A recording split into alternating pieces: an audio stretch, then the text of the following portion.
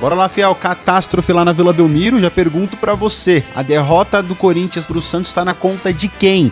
Deixa sua opinião aqui nos comentários. E você acha que o Dorival Júnior chegou no fim da linha? Ou você acha ainda que ele pode fazer o time render no Campeonato Brasileiro e nas Copas? Pergunto isso porque já sondou o assunto do Tite. Voltou à tona no Parque São Jorge. Vou mostrar tudo aqui no vídeo de hoje pra vocês. Então curta aí o vídeo, se inscreva aqui no canal para acompanhar as últimas notícias do Timão. Logo em seguida, o Mateuzinho cobrou o escanteio na cabeça do Ranieri. Gol corintiano no dia em que o volante completou 100 jogos pelo clube. A marca fica em segundo plano, acho que o importante é falar da partida, o que a gente fez hoje, pelo menos no primeiro tempo. Foi inaceitável. O gol do Ranieri saiu aos 12 minutos do segundo tempo e foi a primeira finalização do Corinthians no jogo. O domínio santista era praticamente absoluto. E mesmo assim, dois dos principais jogadores corintianos viram do banco boa parte do clássico. O Garro se recuperou de uma lesão muscular e o Memphis estava de volta da seleção holandesa. Mas os dois começaram na reserva. O Garro vem de um tempo parado, foi acordado juntamente com o atleta, fisiologia, departamento médico e departamento físico, que ele estaria disponível para o jogo 25 a 30 minutos apenas. Mesma situação do Memphis. Na volta do intervalo, o Memphis cumprimentou o Neymar. O craque santista desceu do camarote para encontrar o amigo. Ele e o Garro só entraram na metade do segundo tempo. O time até deu uma melhorada e acertou a trave. Mas o clássico já estava decidido. Clássico tem mesmo um clima diferente. O Peixe respondeu à altura. A gente tomou um gol de bola parada, tomamos um gol indefensável e um gol de pênalti. Com toda a que a gente fez no jogo. Com só 3 minutos de bola rolando, o Barreal cobrou o escanteio. Zé Rafael subiu sozinho e abriu o placar na Vila Belmiro. Sem Hugo Souza e com o jovem Felipe Longo no gol, o Santos arriscava de tudo que era jeito. Nessa cobrança de falta de Roleiser, a bola passou pertinho do gol. Era questão de tempo para o Peixe ampliar. Olha aí, de longe, Barreal marcou um golaço.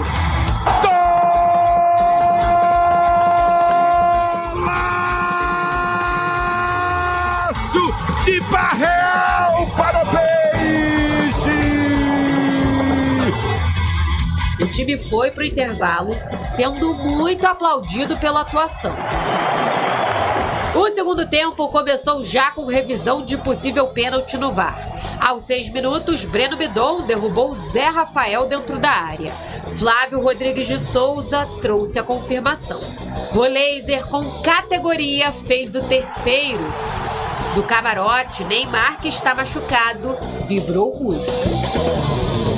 O Corinthians ainda diminuiu com esse gol de cabeça de Ranieri, depois da cobrança de escanteio de Mateuzinho. Um gol que deu esperança. Principalmente porque na sequência, Memphis e Garro saíram do banco aos 22 minutos. Foi acordado juntamente com o atleta, fisiologia, departamento médico e departamento físico, que ele estaria disponível para o jogo 25 a 30 minutos apenas. Mesma situação do Memphis. Fato é que as substituições fizeram o Corinthians melhorar.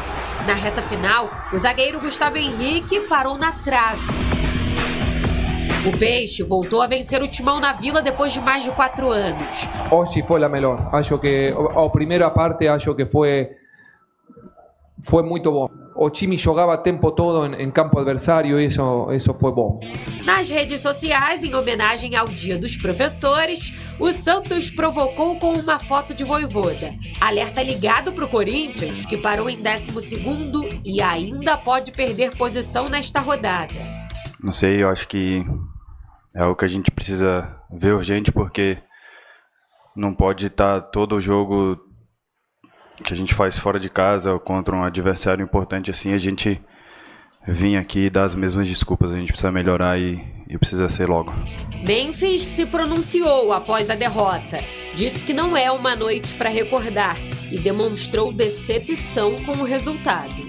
Essa foi só a segunda vitória de Vojvoda sob o comando do Santos. Mais uma vez em clássico. A missão continua a mesma, se afastar da zona de rebaixamento.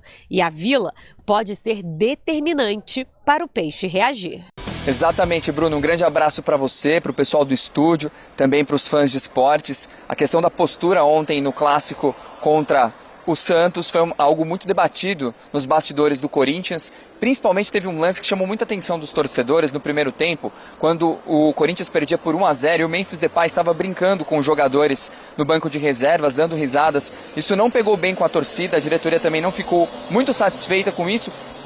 Exatamente, o Corinthians perdeu, né, o clássico para o Santos. Agora, as pretensões de conseguir uma vaga na Libertadores diretamente pelo Campeonato Brasileiro ficaram muito mais complicadas. Então, o Corinthians vai tentar fazer aquela manutenção para não correr nenhum tipo de risco no Brasileiro e praticamente apostar todas as fichas na Copa do Brasil. A gente sabe como isso é arriscado. O torcedor ficou muito chateado com o resultado, mas também principalmente com a postura do time. O Corinthians não conseguiu pressionar o Santos em momento algum na partida, foi dominado e teve também um lance que chamou muito a atenção, foi em relação ao Memphis Depay, que riu no banco de reservas, estava fazendo uma brincadeira com outro colega de equipe durante o primeiro tempo. Isso ficou muito ruim, a torcida não gostou, a diretoria também achou que pegou mal. Vai ter uma conversa com o jogador, uma apuração aqui do nosso colega Luciano Borges, do ESPN.com.br.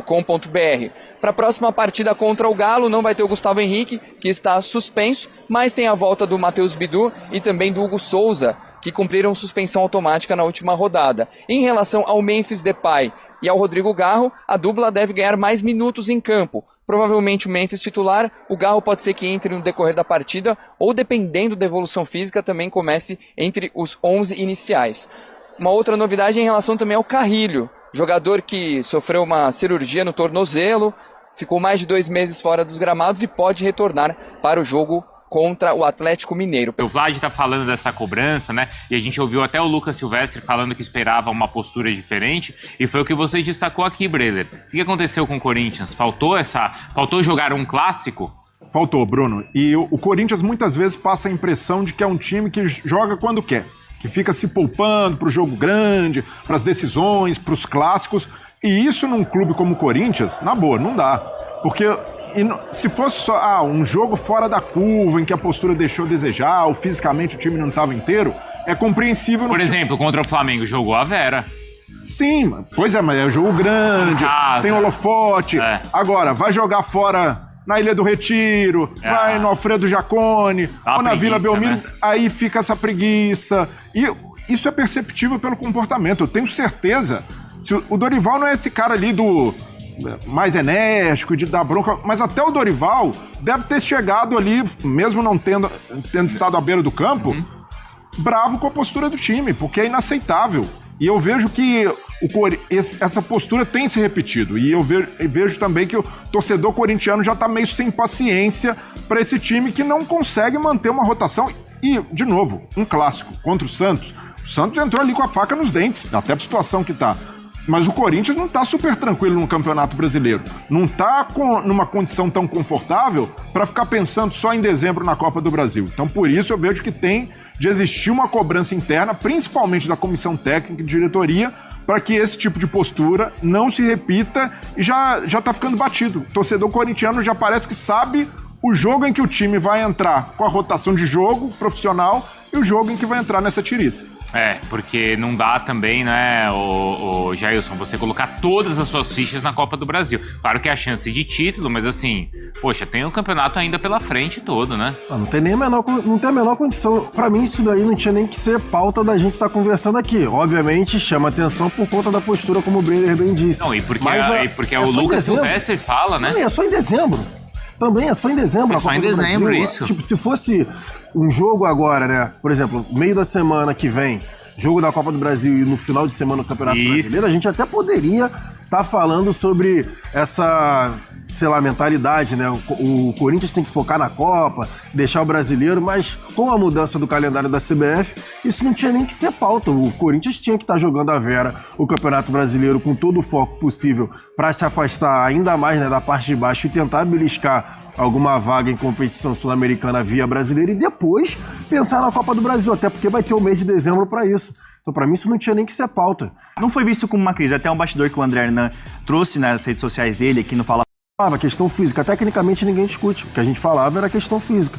E continua, o Neymar continua sendo ausência dentro de campo, onde ele deveria estar. Ô Felipe, e sobre o Memphis? Porque o corintiano ficou bravo quando viu aquela imagem dele ali no banco dando risada. Sim. Qual que é o bastidor dessa conversa? O bastidor é o seguinte, teve uma certa insatisfação, um burburinho interno, podemos assim dizer, mas nada que gerasse uma crise. Tá. Não foi visto como uma crise, até um bastidor que o André Hernan trouxe nas redes sociais dele, aqui no Fala Fonte também, não foi uma crise, é mais um incômodo interno que gerou nos bastidores, que foi passado adiante, bola pra frente, sabe? Não vai dar mais capítulo pra essa história, então foi uma questão que incomodou, uma risada, mas a comissão, Bruno, até um bastidor, entende que foi no começo do jogo, é uma situação que às vezes você tá... Pô, a gente não sabe o que tá acontecendo. Você já jogou futebol? Às vezes você tá com seus amigos no banco de reserva, tá conversando, mesmo se o seu time tá perdendo, dá uma risada. Então foi entendido mais nessa linha.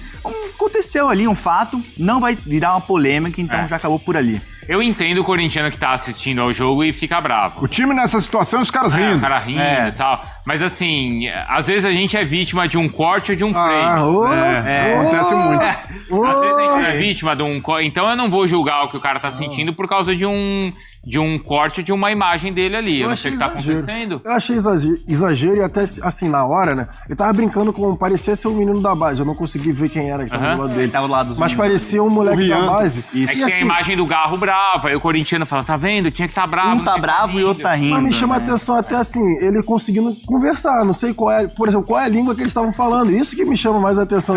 Nesse momento, o Tite não vai voltar a treinar nenhum time do futebol brasileiro, tá? Nesse ano, esquece. Tá? Se acontecer, será obviamente só em 2026. E nesse ano, por uma questão médica, não é mais a de cabeça, tá? Médica. O senhor que está aí, o maior técnico da história do Corinthians, saudades do Tite, operou o joelho. Ah, não sabia. Operou o joelho. Então essa é uma informação que ninguém tem. Ele operou o joelho recentemente. Então até fisicamente não daria nem pra ele, porque o Tite... o técnico precisa se movimentar. Precisa se movimentar, então esquece esse ano.